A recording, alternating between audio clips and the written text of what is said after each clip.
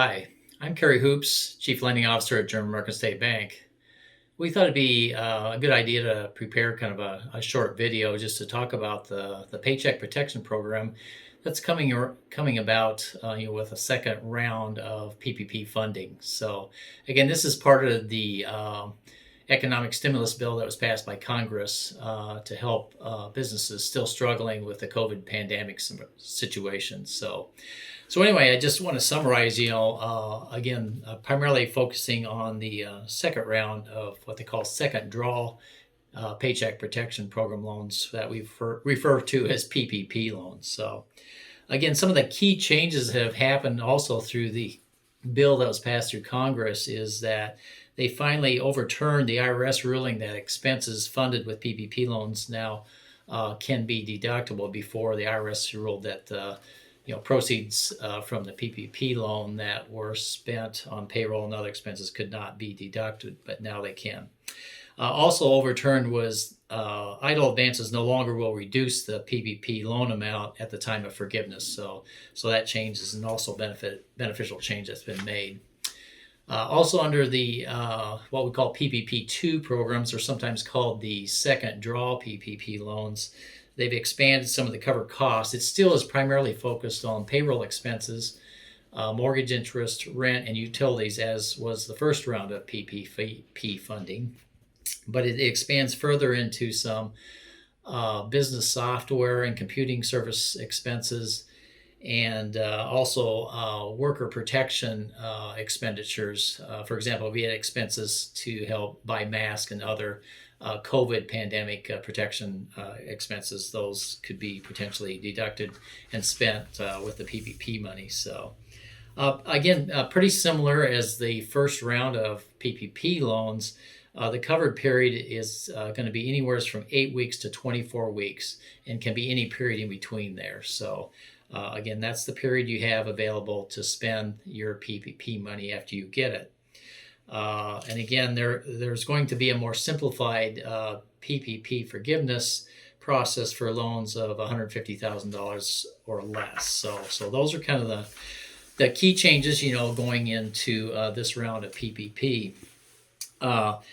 Eligibility for the second, what they call second draw PPP loans, is as follows. So again, it's for businesses of 300 employees or less.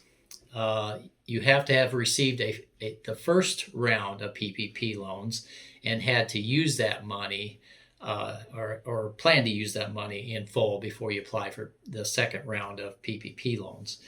And then the third provision is kind of a test that you have to meet, and that's you got to be able to prove a reduction of 25% or more in your gross receipts in any quarter of in 2020 compared to the same quarter in 2019. So that's an additional test that you have to meet to qualify for the PPP2 loans.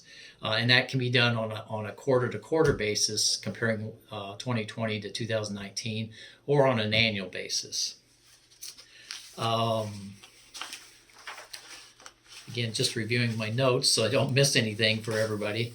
Again, it's focused, the maximum loan amount is determined by your average monthly payroll, and you can use the calendar year 2019, or you could use a period anytime before you take the loan out. For example, the year 2020 could also be used. So you could use either period of payroll expense, whichever you think is higher. You divide that by 12, come up with an average payroll amount, and take that times 2.5 to determine your loan amount. So the maximum loan amount under this program is $2 million. So again, there's a provision for the hospitality industry, for hotels, bars, restaurants, cafes, that type of thing, where they can use their average monthly payroll and take that times 3.5 times to determine their maximum loan amount. So they'll be able to borrow a little bit more based on their average payroll than other businesses. So that should be helpful for them, since they've been more adversely affected than other businesses. Farmers and ranchers are being treated a little bit different on this round of PPP funding. So farmers and ranchers who operate as a sole proprietorship or who are self-employed farm operators and report farm income and expenses on our Schedule F, and were in business as of February 15th, 2020, they're able to use their gross income this time reported on their Schedule F, and previously they had to use their net profit on the Schedule F. So that's going to allow them to have a little more increased loan amount available.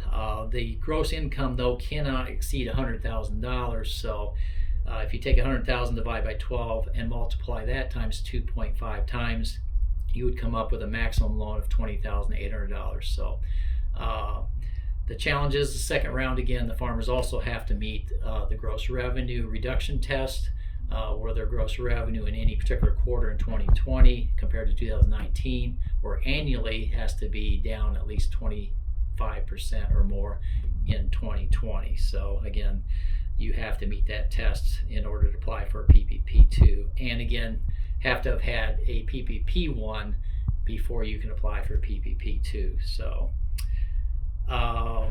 again, there's a pretty simple process. We've got applications out there to apply for these loans on our website. There's others additional guidance out there also that can help guide you regarding the program. And of course, you can certainly call one of our lenders that's listed on our website as well if you have any questions about the PPP loan. There's also under the Act, they're reopening if you did not take a PPP loan in the first round of funding under the Paycheck Protection Program loan. You're now available to do that. So again, eligible applicants that did not receive a PPP loan prior to August 8th of 2020, which is when the first round of PPP funding expired, you are now able to apply for what they call a PPP first draw loan, or what we call PPP1 loans. So, and you need to do that before March 31st of 2021. In addition, the PPP2 loans both have a deadline of March 31st, 2021. So there's some fairly short time restrictions here to apply for funding if you're interested. So we encourage you to apply if you're interested. We also suggest you talk to your accountant to help you do the calculation and maybe even help you determine if you're eligible for either PPP loan. So again, we are certainly available for questions if you have any to help provide further guidance to you. So please use our resources on our website and the links that we have attached to that, and we'd be glad to help you out. So good luck to you, and we're here to serve you if you need us. Okay, thank you.